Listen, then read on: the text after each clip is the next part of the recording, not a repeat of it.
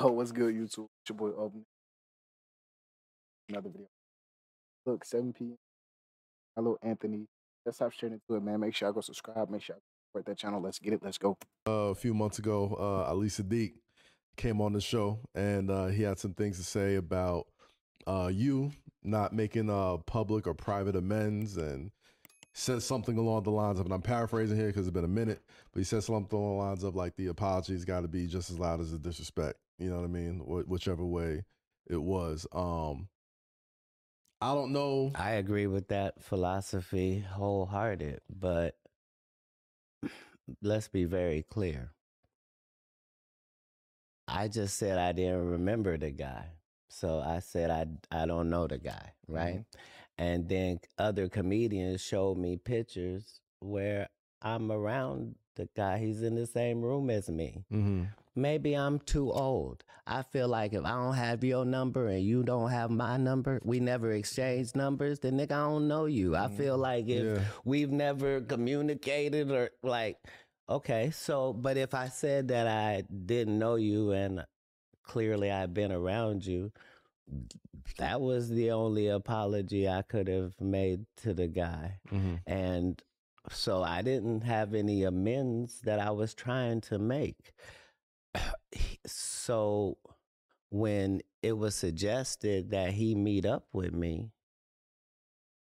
he was confused at why I was not going to be having no apologetic energy. Like, no, nigga, I'm not apologizing. On site is on site.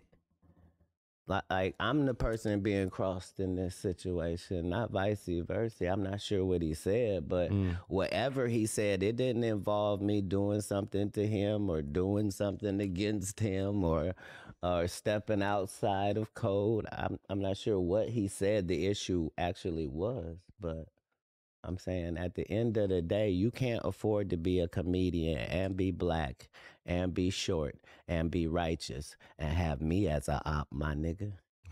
It's counterproductive to your very existence. Not just because I'm him, but because you're not. And so how, I'm saying, I mean, at least I have nothing disrespectful to say about him because I don't know him like that. Like, as a comedian, I think he does a great job. He's a storyteller. Generally, you got to be 80 years old to be a storyteller. Like, nobody does that even brand of comedy. Like, I don't see, that's why it can't, most of these can never be legitimate beefs because I'm not an insecure person. Like, I'm a quick to say I'm sorry type nigga. Like, I would never let a nigga fuck around and damage both of our energies. Right, like, are you kidding? Like, but by the same token, if you don't really like me because you can't be me, then my job is to make it better and better looking for you, boy. Because you probably at the club and I'm probably at the arena at your hometown. I'm probably selling 21,000 tickets where you live. You probably at the club still. You probably is barking outside of your lane. Nobody in the WNBA get to talk sideways to Melo. So why I'm gonna let these little rails and niggas in a whole different, these CBA niggas, why I'm gonna let them talk about what I got live going on over here in the real league? It's weird. That's a fact, but do you, like, to me, like, beef, I don't think it's a beef. And I'm just an outsider. You know what I mean? Like, there is not. It's all peace, beef is beef. You know what I'm saying? Yeah. And we gotta stop. That's why I said that to somebody on social media the other day. Stop using these type of words, man. The terminology. That's different. Beef is something. But I'm saying it's legitimate though, because look. What I'm saying is just everybody that I talked about on Shannon, if I said, like what I was saying about Cedric is, no, do you know how many times me and Cedric been in the same room? Like, no, I had to give him a pass. So do you think think how you would feel if you gave somebody a pass for something and then 10 years after the pass, they act like the offense didn't even happen. Like, are you kidding? Of course I would have punched you in your bread basket. Are you kidding me? Like, there's no way. Like, so yeah, it do be legitimate beef, because if I say I don't like you, I mean that in the literal and the physical. But to me, that I have that true issue, indeed. bro. True indeed. But the Ali shit, right? Only because he sat here. Yeah. You know what I mean? Right. This ain't no gossip shit. This is real shit. It's like he sat here. Yeah. And as I'm observing what he's saying, it's like, and then hearing your side of it, it's a disconnect in the way that we receiving this information. You have one standpoint of, I didn't know who that was in the room. Yeah, he was in the room, but I didn't, right? Okay. And So then on his perspective, it's, but let me help you. Who I was. Let me help he's fronting on me. Let me reveal. Please do. Let me reveal. Because I like to get this to the bottom of this. Most of his story is fictitious, right? So he has worked a deal with the venue where the people that put on the shows, he got in the contract that he gonna open all the shows, that the comedy shows that come to this particular venue, right? So generally, most artists aren't even the people that see their contracts. They don't know about none of that, right? Yeah. But because I run all my stuff, I see all of the contracts, right? But when I bring my tour, I have 5 or 6 people opening for me, and they already come with us. Ali was not one of those people. He was not traveling with us. He was not on the tour. There are no posters and billboards that Ali was on tour with Katt. That does not exist. It was just for this venue, because this is the venue he had pull at, right? So he thinks, as a guy opening the show, that he can come out to Everyday I'm Hustling by Rick Ross and come do his set to start the show, when me, the headliner, is coming out to the same thing. I'm not even at the venue. It's my people telling this nigga, you cannot come out to that, nigga. It's Katt show. And he's telling the comedians, y'all ain't even gonna be able to follow me. I come to do 30 minutes and I'm gonna kill. And like, by the time I get to the conversation, like,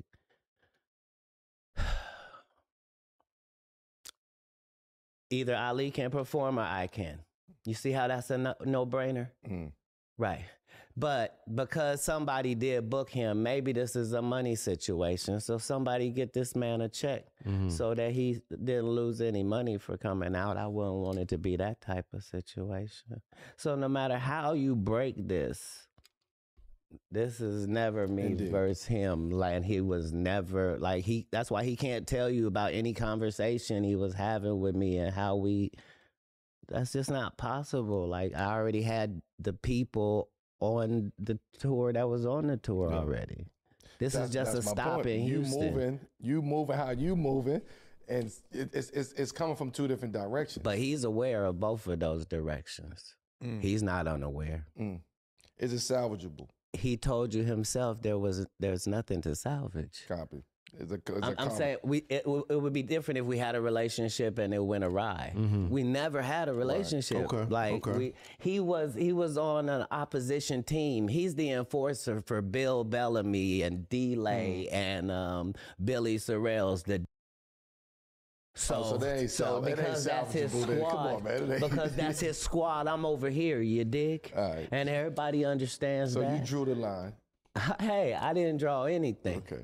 But I will acknowledge the line at all times. Indeed. Like, there's no cards to play on me. There's no way for you to be in open competition with me and wanting to do harm to me when you know how important I am to this thing. And the fact that you're supposed to be that as well, it's unforgivable. Like, it's almost sacrilege. I mean, I get it. I totally understand. Well, you talk about battles because at the end of the day, he a trustee. As a nigga that go to jail, we don't give a fuck what the trustees say. They always talking. So how do you balance that, though? Because you said balance. I just Only showed balance you. Equal balance, right? Left fist, right fist, same way he balances. but you just said another thing, though. You said, knowing how important you are to this, right? Why would you, like... As an independent artist who didn't give in to Hollywood, got the same... But if you deck a nigga in the street, You know what I'm saying? Like that could jeopardize what That you was got none going. of that was none of he and I's interaction I'm at saying. any Beef, you point. gotta Like watch the it's terminology. impossible That's for what it I'm to be saying. a beef. That's I never, beef to me. All right, so I even never for had you- a grudge with this guy. Even like, outside of it being beef, you said, you know, he would come in and say, you know, I got 30 minutes, nobody can file me, all that type of stuff. but he was Like, just saying that that's to the competition. comedians that I had as openers. That's what I'm saying. I'm like, at least at that same level, you can at least respect that energy as a stand-up comedian when you want the competitiveness of wanting to be the guy. Nah.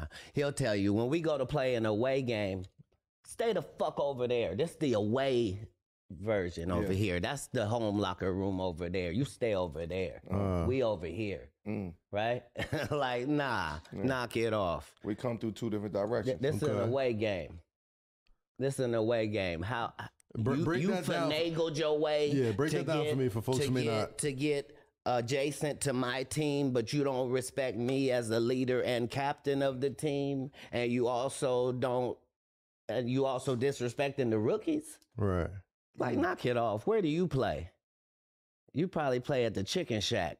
They got 150 seats in there. Go live that life. That's your real life. This is an arena. This Toyota Center we talking about. Knock it off. It's a little different. I ain't gonna have the conversation. Hey, man. I'm a fan of both of y'all brothers. All right, y'all. I feel like that's all we need to watch, man.